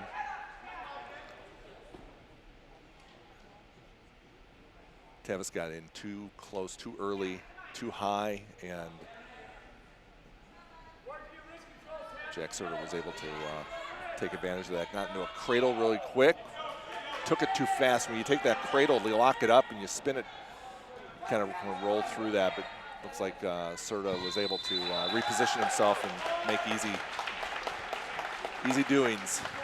Tavis King. You see there in the replay right off the beginning. Level change, got in really deep. Tavis didn't have a chance at positioning himself appropriately. This next one's going to be an interesting match. You got a freshman, Hunter Kamirzak, and you've got Alex Knopf, who's a junior. State honorable mention in the rankings of the IWCOA. And right away, took Hunter right on the hip toss. You are looking at a junior up against a freshman. Freshman with a lot of good experience, good intuition, but there is a significant difference in maturity, body maturity and strength. Generally speaking, we're now at the 170 weight class. When freshmen compete and do well at the varsity level, it's usually at the lighter weight classes. At the heavier weight classes, strength, and again, body maturity, a lot of those things come into play. And you're dealing with somebody here, Hunter, who's got a lot of wrestling experience. We just need to let time do its job on his body and allow him to mature, get stronger. And we're going to see that a match like this is going to be a lot different 2 years from now.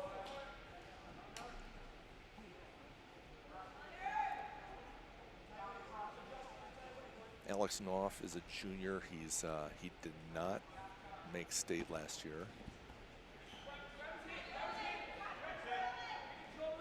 I think that was more out of a function of him not having a spot in the lineup because of a senior that graduated, more so than him not being capable enough about being a state qualifying caliber.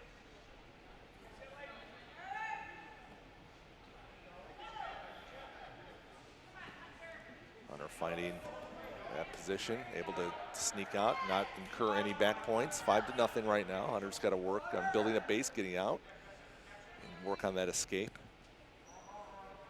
Alex Knopf all over him at this point. Roll through. I think we got 2 back points out of that, which we did. All right. After 1 period, 7-0 ACS.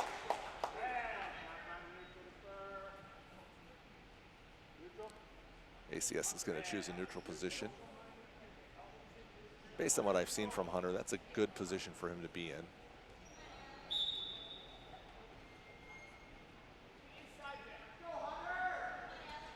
Trying to do the hip toss. Hunter wanted to throw him further and try to roll through it. I saw what his intentions were. He's just dealing with somebody who's just bigger and stronger than he is. And it's okay. You give Hunter a couple of years and this match is going to be a little bit different. Hunter, a freshman, up against Alex Knopf, a junior. we'll see Alex in Champaign later on next year at the state tournament. Moving right along to 182, we have Jeremiah Staten. And I think we have a forfeit here. So our 18 team points off of forfeits. Next one we've got Julian James against Noah Jones. Julian, as we watched him earlier, Julian is the senior, state qualifier last year, currently ranked first, according to the IWCOA, Illinois Wrestling Coaches and Officials Association.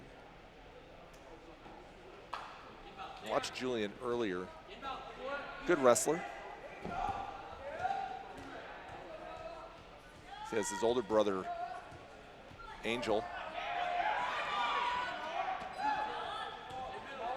But you know, Julian gets caught in these awkward positions you saw right there, and Noah was able to exploit it. Noah usually is one for getting caught in those positions as well, but took advantage of Julian's bad positioning right there, was able to get an escape and almost take advantage of it. So here you go, Noah gets up, fights off a cradle, pops up, and then sees him in a position on the ground and just goes after him. So here we go, back to live wrestling. This is a great match for Noah to improve on. Julian's beatable if Noah had maybe 2 or 3 years more of experience. But Noah's strong enough to be able to muscle his way through if he just wrestles really good fundamental wrestling. Settles down. I mean, you see the strength he has. How do you keep him down? He's just strong. 4-2. When we watched Julian wrestle earlier against Elmwood Park, the match went the distance.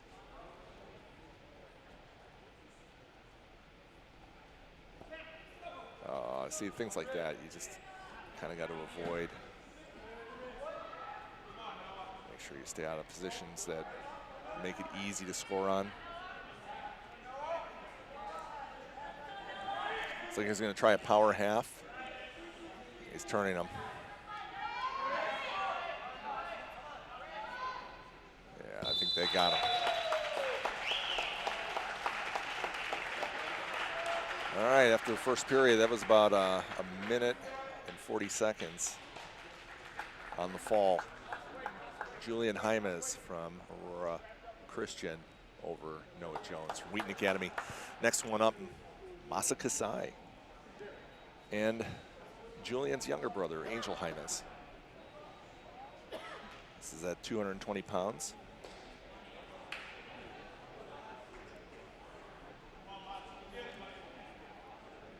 Seen Angel wrestle many times. He's a very good fundamental double leg wrestler. Masa is a upper body, very aggressive top position. He's going to get caught right there. And just able to fight that off. Julian looks for Angel looks for opportunities to exploit body position. So he's going to try to keep Masa high and low. Level changes going up and down. Masa's going to stick with the upper body. I don't think Masa's going to be taking shots today. He's looking for the opportunity to get, there you go. See, there's a quick.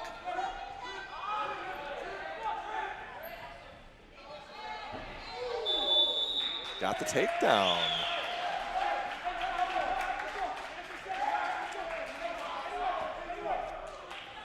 You can see that quick level change, drives him. Now here's the reason that worked is Angel kept his toes in bounds.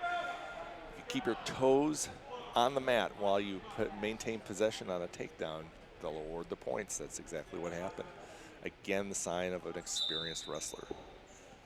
Masa's just got to work, building up to a base. He's got to keep doing that. Don't get into an awkward position.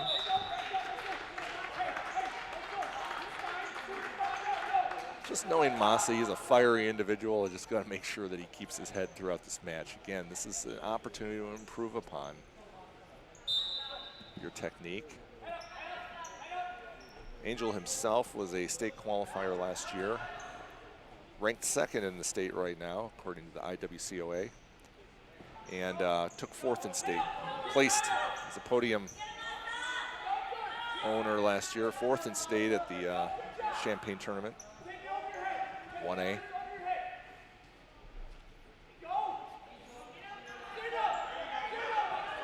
This is a big, strong guy. He's just got to figure out a way to get up. Watch Angel wrestle quite a bit from previous years with Wheaton Academy, and I know from experience that he's not extremely good in pinning combinations, although he does have Massa here right now. Close, didn't get any points off of that. Angel is much better from the neutral position, as you saw earlier. Level changes, takedowns, not very good from the top position. He wins most of his matches by points. Masa Kasai won the toss and elected to defer. Angel choosing the down position to try to get that escape point.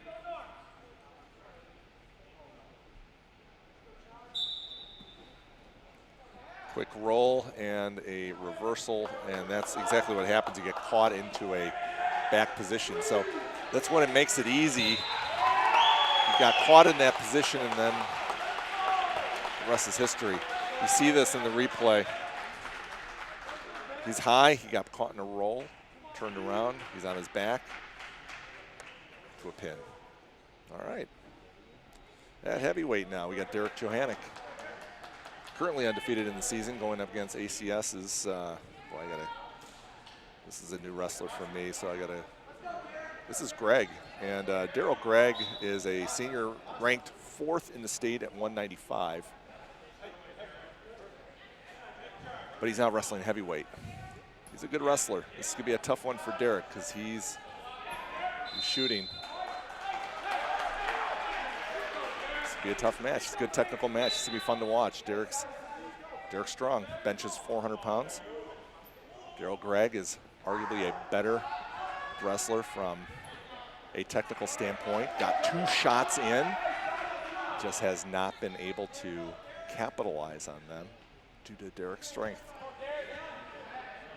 Derek trying a front headlock, not having any of that.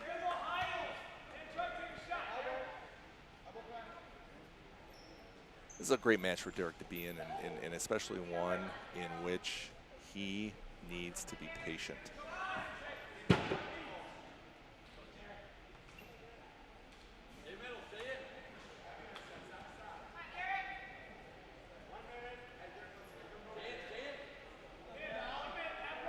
Interestingly enough, is Daryl Gregg, the ACS wrestler, is choosing to lock up with Derek, and I don't know if that's his best move. He needs to create separation in order to have a chance. Derek's just going to swallow him up from a strength standpoint, trying to throw him. Derek's a big kid, and he's strong.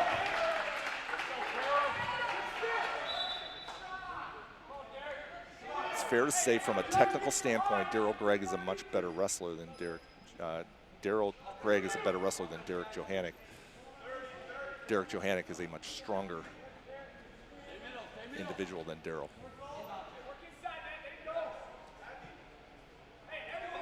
Again, as long as we are smart, this is going to turn out to be a really good match.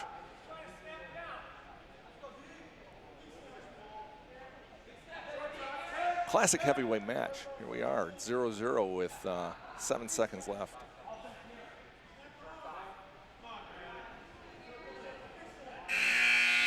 All right, at the end of the first, knotted up at 0. Derek gets a choice. He chooses to defer, and looks like Aurora Christian is going to choose the down position, try to get the 1-point escape.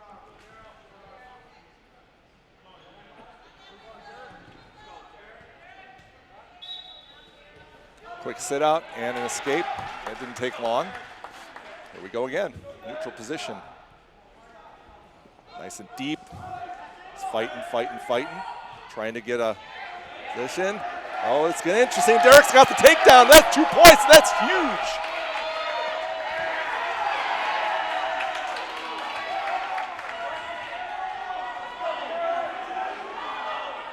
This gives Derek an advantage. If all things being equal, if Daryl Gregg is able to get out and get an escape and not get a takedown, that would mean Derek has the down position in the next period. This is a position of strength, all things being equal. Derek is working, pinning combination, a power half. He's going to try to push it. He's going to drive it. It's not. Daryl Gregg not having any of it.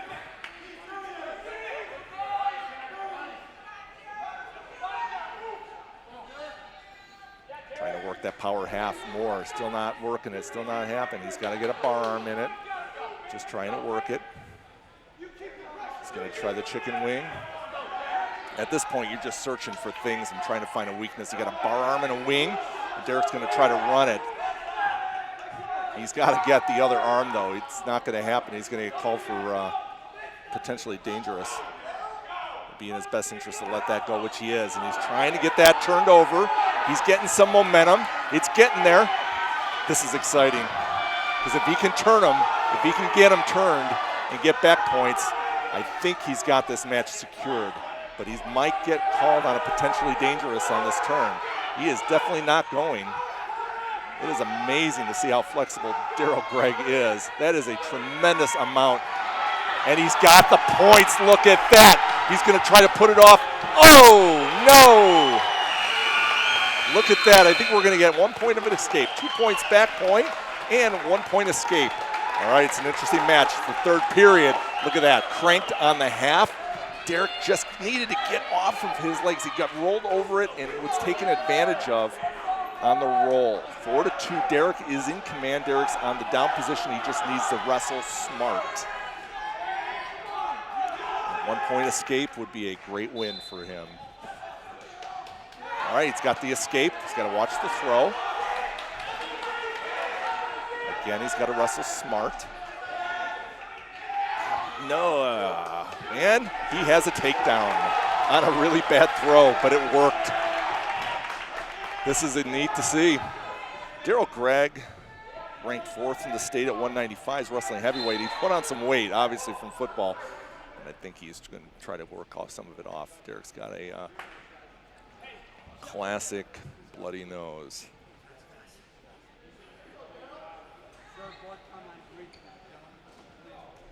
So we'll take a little bit of injury time out here. And Derek requested that his trainer move fast because he knows that he has an advantage in his stamina.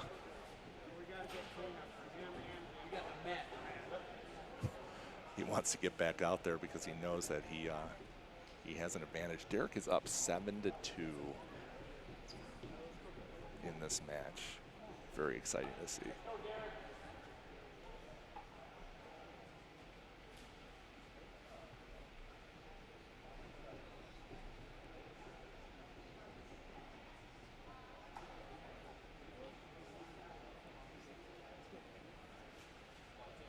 Derek is senior.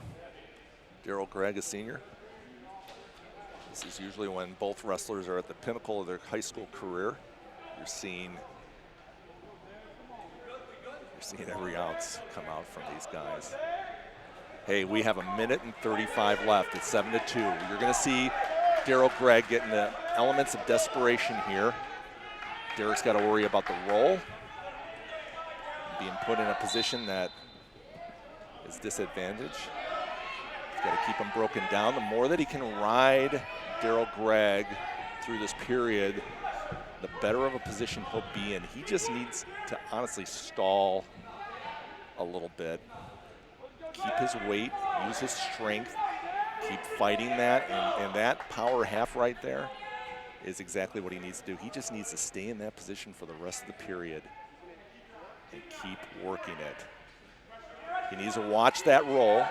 That's the roll we need to watch out for. Daryl Gregg's going to look for desperation moves and trying to put Derek Johannick on his back. But right now, this is a great heavyweight match.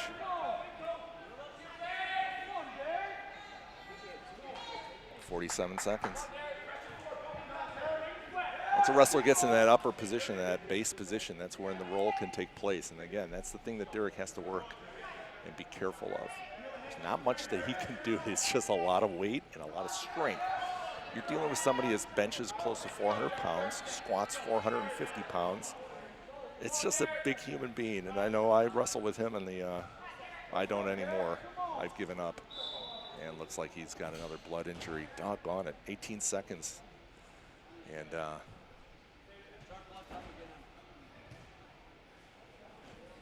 getting a look at him right now. He's shaking his head. He's like, doggone it, his nose. Not much you can do.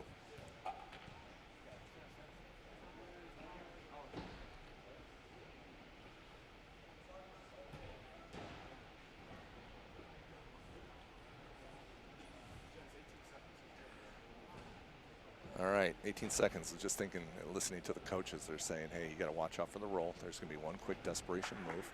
Coaches for ACS are all shaking and saying, hey, you just got to make a move. You got no choice. You're down 7-2. Okay, just got to make sure that you wrestle smart. And that's what Derek has to do. He just has to make sure that he doesn't get put in a position that compromises. Coach Swider's coming over here and saying 1, not 2. Don't give up the reversal. 18 seconds.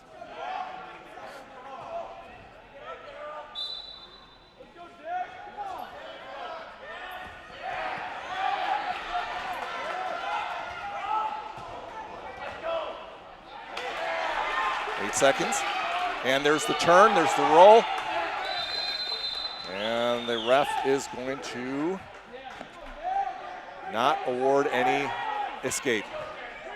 He is still down. 3 seconds left.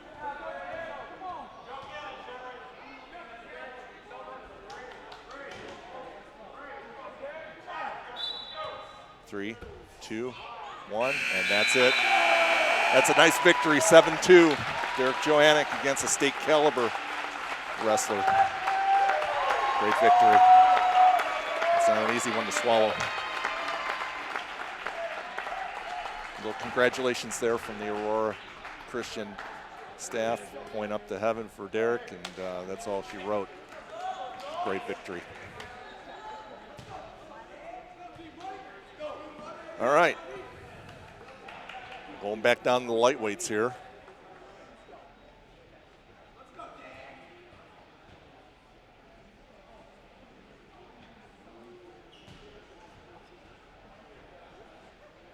Daniel Kersey, freshman, against Joe Milan, ranked 3rd state qualifier.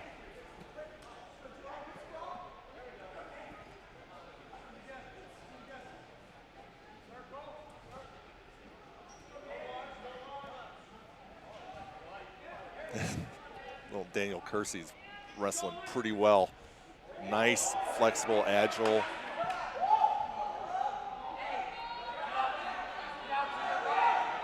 They're good wrestlers. Just climbed the ladder and got him put on his back. It's like he's going to try to finish it off right there. I think he will.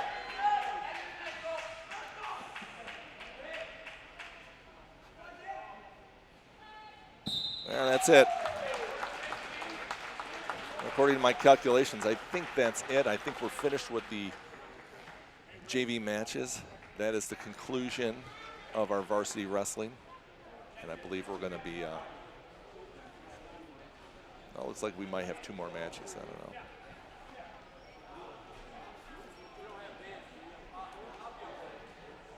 Team shaking hands. Hey, 51-21 against a state champion. We'll take that. You know that 18 of those points came off of forfeits. 3 came off of the team points from Derek. And it was a hard-fought match.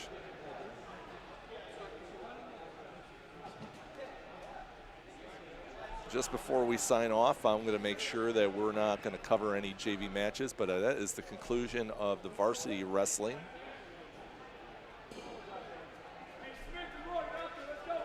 And I believe, oh, I know what we're doing. What we're going to do is have a intra-squad wrestling match. You're going to see 2 warriors compete against each other. Zach Smith, who raised his hand twice today in forfeits, is going to be going up.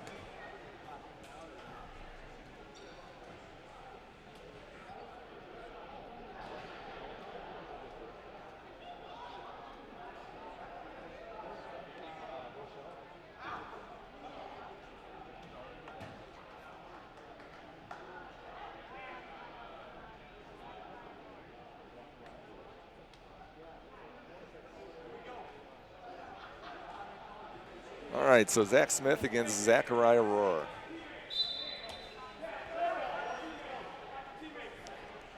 Teammate wrestling.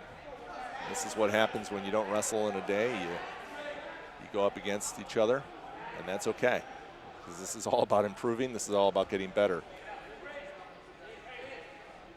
And this is what's great about this sport is here we have the conclusion of the varsity match. We've got two warriors just going after it. And it's all about getting better.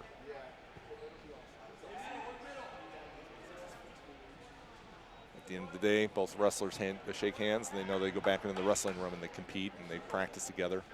Zach Smith's got a year on Zachariah. Strong. He's our defensive end for the Warrior JV football team to be likely playing varsity next year. He has developed tremendously over the course of a year, as most freshmen do.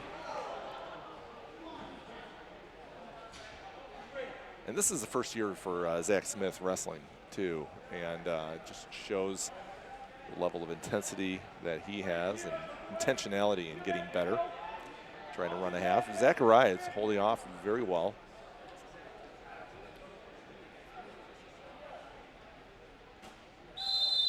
A little stoppage of play there for potentially dangerous.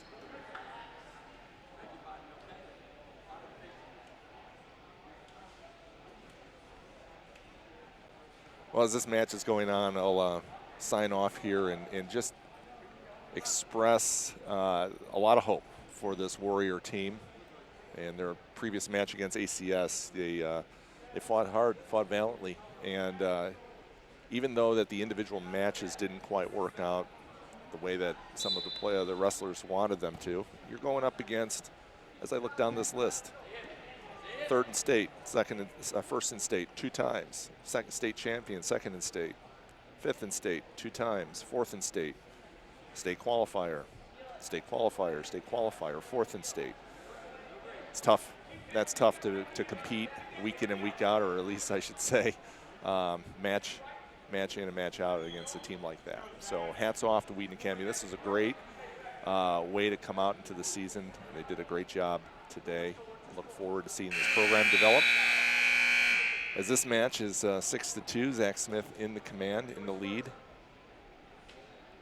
We'll keep the stream going. I'm going to sign out, and thanks for watching. We'll look forward to talking to you in the future.